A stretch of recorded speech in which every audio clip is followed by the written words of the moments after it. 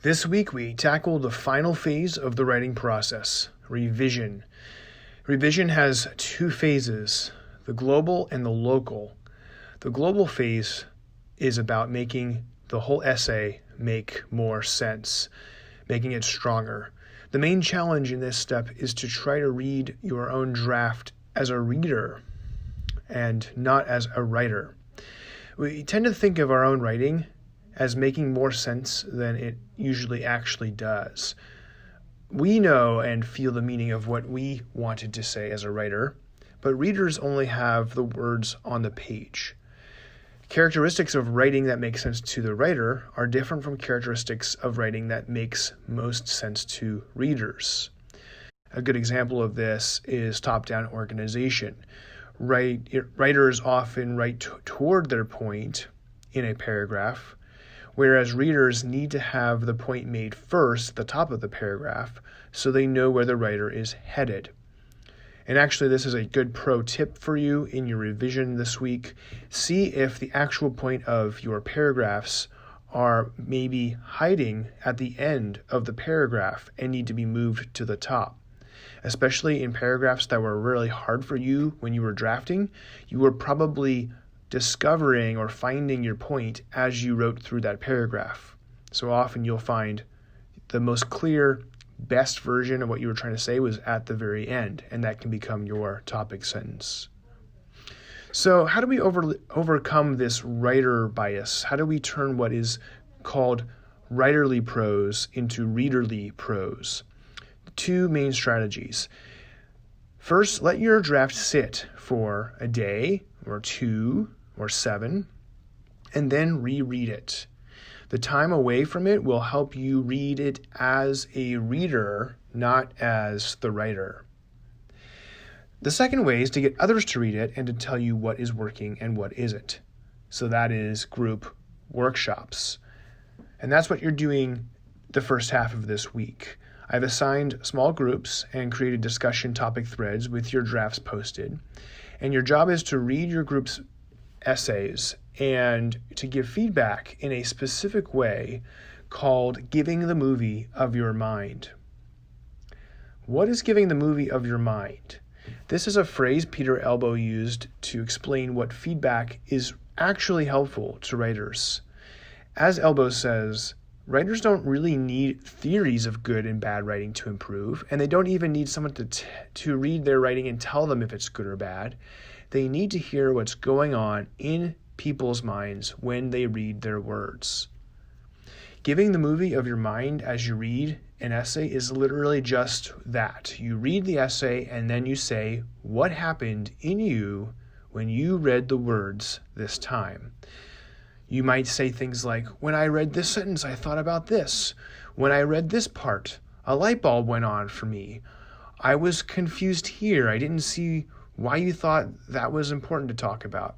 At the beginning of this paragraph, I thought you were going to say this, but you started to say that.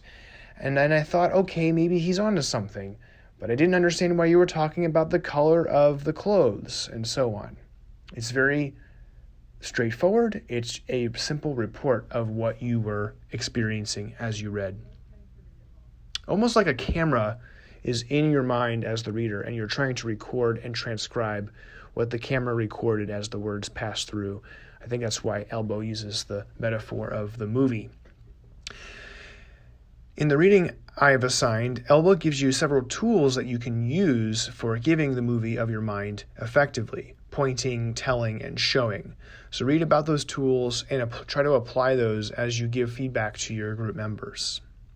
What's most important about giving feedback in this way is that you are not judging, saying if the writing is good or bad, or even liking or disliking it. It's just saying back kind of neutrally what you experienced.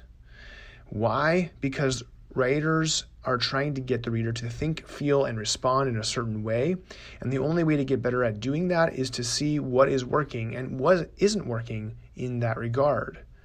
So for your workshop, you will read your group members' essays, give the movie of your mind as you read, and you can do that either in a Zoom meeting if you're attending the meeting or in a forum discussion post.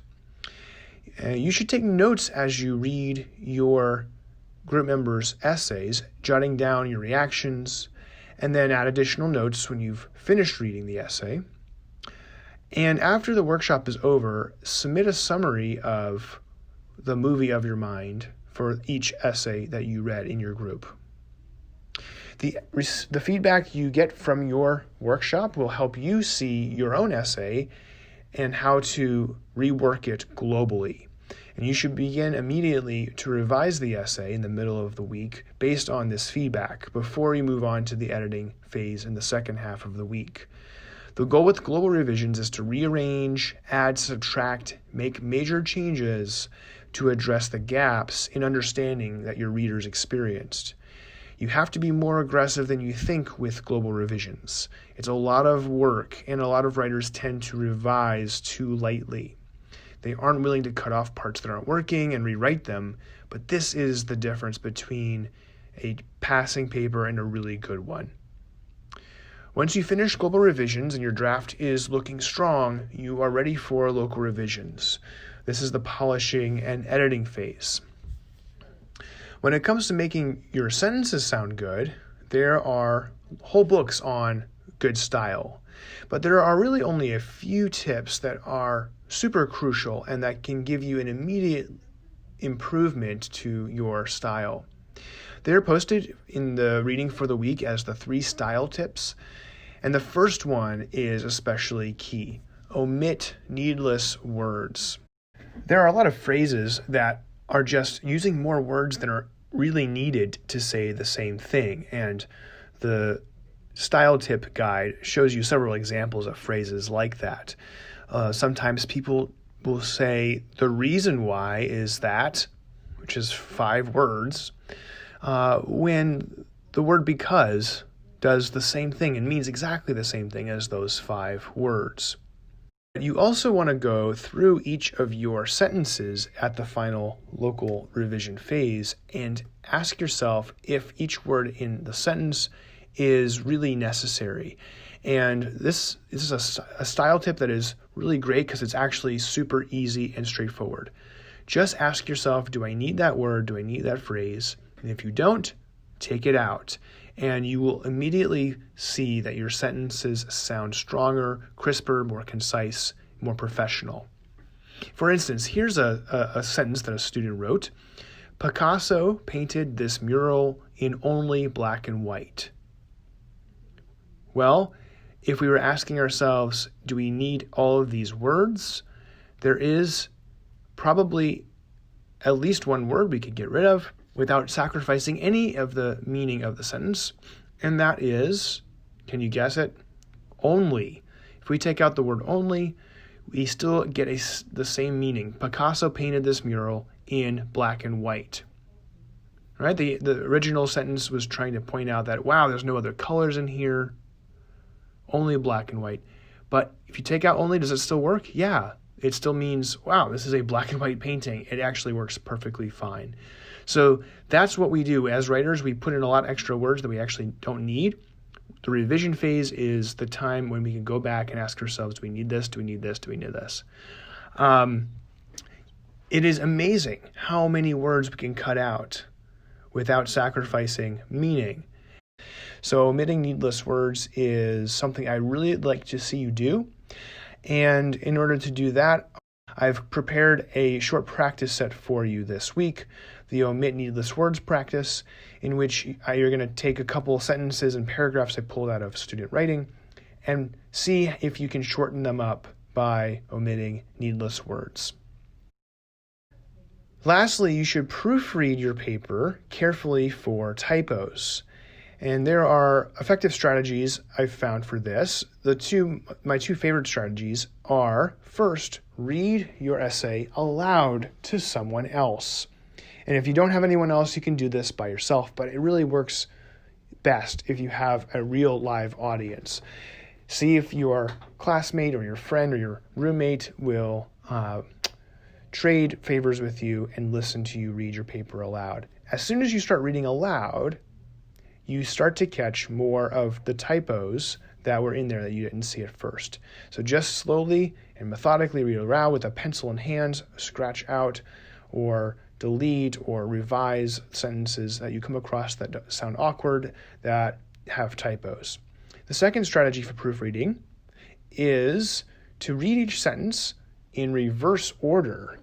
It sounds weird, but the idea is that you are disrupting the part of your brain that's putting the pieces together on the global level of the essay, and you're forcing your brain to look at each sentence as a local event because you don't have the continuity of the essay progressing in the normal, straightforward, linear way. By going in reverse, you're not going to be able to follow your own argument. You're not going to be able to follow the line of thinking, and you're just going to be looking at the syntax and the words, and you'll catch more of the typos. All right, with that, I'm going to sign off for this week. There's a lot to do this week, so get started early. Be timely and punctual with doing the workshop with your group members, so they aren't delayed in the process of revising their essays. And set aside extra time this week. I know we are in a busy part of the semester, but budget your time and dedicate some real time to revising. Maybe you won't need all the time you budget, but you should definitely plan, even if you think your draft is really, really good, you should definitely plan on spending time this week seriously revising. You probably will go over your essay at least 3 or 4 times, a couple times to revise globally and a couple times to revise locally and proofread. All right, have a great week.